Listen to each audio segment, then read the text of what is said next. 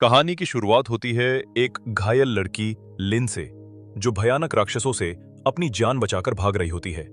भागते हुए वो सोचती है कि क्या उसके छोटे भाई ने बीस्ट कोर हासिल कर लिया होगा या नहीं। लेकिन इससे पहले कि वो कुछ और सोच सके, एक राक्षस उस पर कूदता है और उसे गिरा देता है। सारे राक्षस उसे घेर लेते हैं और लग रहा होता है कि अब वह उनका खाना बन जाएगी। लेकिन तभी एक भाला उड़ता है और राक्षस डरकर पीछे हट जाते हैं। इसके बाद एक ग्रुप वॉरियर्स का एंट्री होता है, जो विशाल भेड़ियों पर सवार होते हैं।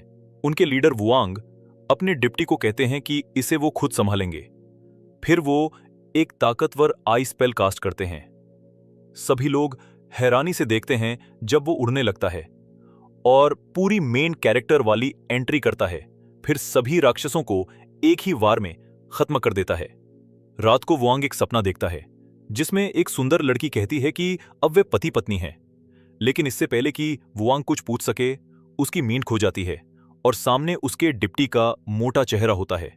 वो बताता है कि बचाई गई लड़की उनसे मिलना चाहती है और पूछता है कि क्या उसे भेड़िया बच्चों को खिला दें। वुआंग गुस्से में मना करता है और दोनों बाहर उसकी ओर जाते हैं। दूसरी ओर लिन लीडर के आलीशान घर को देखकर सोचती है कि वो बहुत अमीर लगते हैं। तभी वुआंग वहां आता है और अपने सिंहासन पर बैठकर उसे देखता है। वो उसे सुंदर पाता है और कहता है कि उसके लिए आरामदायक कुर्सी लाओ। लिन भी उसके बारे में यही सोचती है। वुआंग उससे पूछता है कि क्या उसने अपने भाई बहनों से मुलाकात की। लिन कहती है कि हाँ, और वो उसका धन्यवाद करती है कि उसने उनकी जान बचाई। वुआंग पूछता है कि वे इतने कमजोर होकर उत्तरी जंगलों में क्या कर रहे थे। लिन बताती है कि वे व्हाइट हॉफिच नामक पंछी के बीस्ट कोर की तलाश में थे, ताकि अपने संप्रदाय के नेता की बीमारी का इलाज कर सकें। वुआंग कहता है कि उसके पास ऐसे कई कोर हैं, यही लेकिन मुफ्त में नहीं मिलेंगे। वो कहता है कि उनमें से एक को यहां 6 साल तक उसकी सेवा करनी होगी और बाकी 2 जा सकते हैं।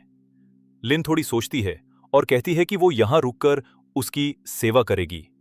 वुआंग मुस्कुराता है और कहता है कि उसके भाई बहन ने भी यही कहा।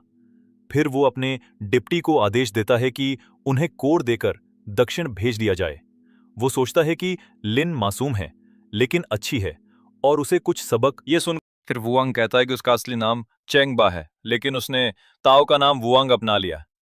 लिन बताती है कि वो विन मून संप्रदाय की बचपन से सदस्य रही है और 30 साल से जोडंग गुरु के साथ साधना कर रही है। उसके संप्रदाय में कुछ ही शिष्य हैं, लेकिन वुआंग उसे काटते हुए कहता है कि वो एक छोटी, बिना नाम की टैलेंटलेस संप्रदाय और तुम्हारी उम्र सिर्फ 40 है। लिन कहती है कि उसके गुरु ने बताया था कि कोर कंडेंसेशन स्टेज का कोई भी व्यक्ति 1000 साल जी सकता है।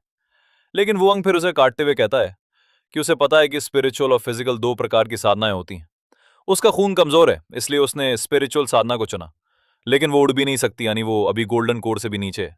कर लिन शर्मिंदा हो जाती है और बताती है कि वो अभी ओरिजिन रिटर्निंग स्टेज पर है, जिससे वुआंग उसे फिर से कमजोर कहता है। इससे लिन को गुस्सा आता है और वो कहती है कि क्या वो वाकई इतनी बेकार है। वो बताती है कि उसने 10 साल एल्केमी सीखी, लेकिन अब भी फर्नेस फोड़ देती है। उसकी काबिलियत एक नए शिष्य से भी कम है और वो मासूम बनकर गुरु को भी इंप्रेस नहीं कर पाई। ये कहकर वो रोने लगती है और अपनी माँ को पुकारती है। कहती है कि काश उसने माँ की बात मान ली होती और मरते लोक में ही शादी कर ली होती। इन उत्साह हो जाती है, लेकिन वुआंग कहता है कि उससे थोड़ी दूरी बनाए रखे। फिर सब लोग उसके कमरे की ओर बढ़ते हैं। वहां लिन पूछती है कि क्या उन्हें सबके सामने वो काम करना होगा और क्या ये कोई अजीब रस्म है। फिर वहां उसके बिस्तर में कूद जाती है जैसे कोई मासूम मछली हो। वुआंग पूछता है कि वो कर क्या रही है और कहता है कि पहले उसका हाथ छू कर देखे। जैसे ही लिन उसका हाथ छूती है, वुआंग को झटका लगता है और वो गिर जाता है। बाद में वुआंग बाहर बैठा होता है और नीचे से उसे देखती सुंदरियों को देख रहा होता है। वो सोचता है कि किसी भी तरह अपनी बीमारी का इलाज ढूंढेगा। तभी लिन आकर उसके बगल में बैठती है और पूछती है क्या वो ठीक है। वुआंग कहता है कि इस बारे में बात मत करो और चाय पानी मिठाई के लिए आदेश देता है। फिर वो कहता है कि वो सही समय आने पर मानव लोक जाएगा और जब जब लिन उसके साथ समय बिताएगी, वो उसे इनाम देगा। वो कहता है कि उसे मानव साधना के बारे में सब कुछ बताना होगा। लिन कहती है कि उसका नाम हे नहीं है, लेकिन जब वुआंग पूछता है तो वो कहती है लिटिल हे सब कुछ बताएगी। इसके बाद दोनों साथ साधना शुरू करते हैं। वुआंग उसकी बातों से बहुत जल्दी सब कुछ सीख लेता है और उसकी तेज बुद्धि लिन को हिला देती है। फिर वो कहता है कि वो उसे सुला दे और दोपहर तक जगा दे। वो सो जाता है और लिन भी किताबें पढ़ते पढ़ते सो जाती है। अगले दिन वुआंग उसे उठाता है और चिढ़ाता है कि लिटिल हे